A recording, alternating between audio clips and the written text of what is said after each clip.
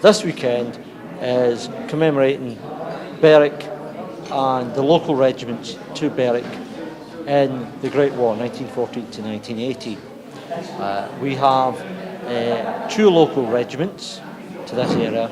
Would be the King's Own Scottish Borderers, which I represent as Sergeant of King's Own Scottish Borderers, and the Durham Light Infantry. Obviously, Berwick is the home of the King's Own Scottish Borderers and their depot and museum.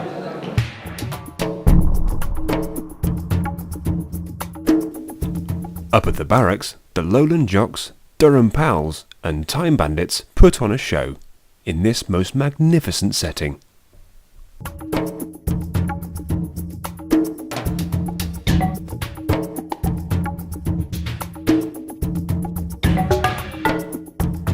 With over 1,000 people through the doors over the 2 days, the event is hailed a success.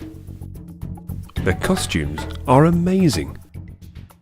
By the end of the campaign, by September, October 1915, the men were being issued with these much more suitable sort of temperate jackets just in time for the freezing Turkish winter. So they laboured for a lot of time throughout summer in heavy woolen uniforms, and by September, October, by the time that the summer was older and it was starting to get quite cold, they were issued with thin khaki jackets, and it caused hundreds of cases of frostbite in a huge storm in November 1915.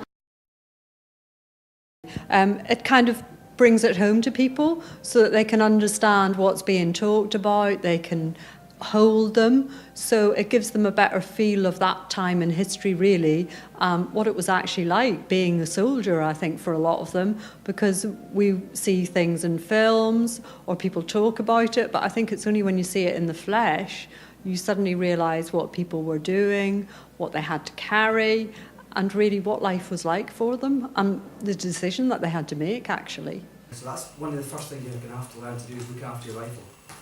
Yeah, well, it's a relatively new collection of people that are sort of interested in the Lowland regiments of Scotland. There seems to be a real focus in this centenary period on Highland Scottish regiments.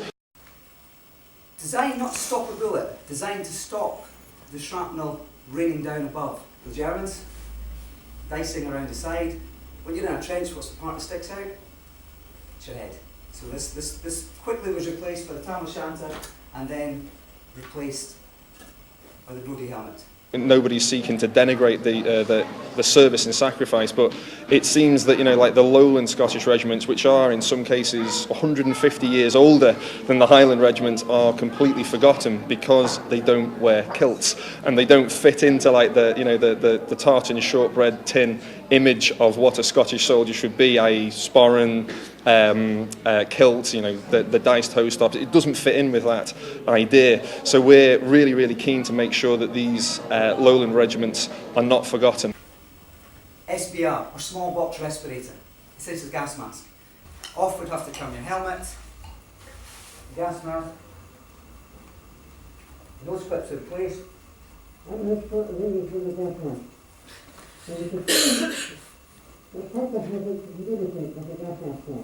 So an extra bandolier, two sandbags, ready to fill. Have a hot, sweet cup of tea, bingo, you're done. 3 or 3 ammunition. So each one carries 15 rounds. This I can show you a wee wire. This is your entrenching tool.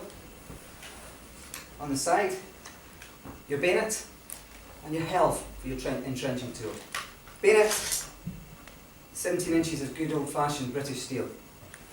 This particular one made by Wilkinson Swords. Carry all your spare clothes in, your drawers, socks, anything else, your comforts, greatcoat, all goes in your small pack, or your large pack. Things you need to advance in, goes in your small pack. Now attached to the small pack, mess tins. One of your mates can unloosen it from your pack, hand it to you. Free bentos, corned beef, good stuff. Tommy cooker. My father's father actually built planes in the First World War in sort of the Middlesbrough area, whereas my mother's grandfather was an iron founder, so down in South Wales. So he had a very protected job. Local history is a big topic now. But why? People of it, well, there was a lady came in just this afternoon who had a copy of a letter written by someone who was at the Somme, where he was a border person, and he described marching there and that a number of them were killed. But that's something that they had in their family. But it's only really come to light. People have seen the importance of it now because of the centenary.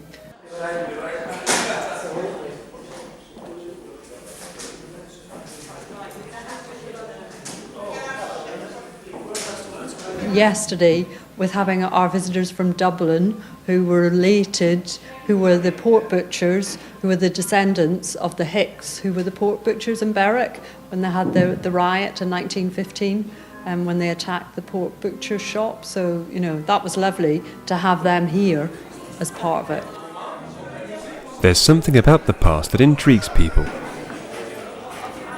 Before they themselves were here. Mums and dads, grandparents, childhood memories, family members now gone. Throughout the day, the many boards, manuscripts and photographs are closely analysed by an inquisitive public.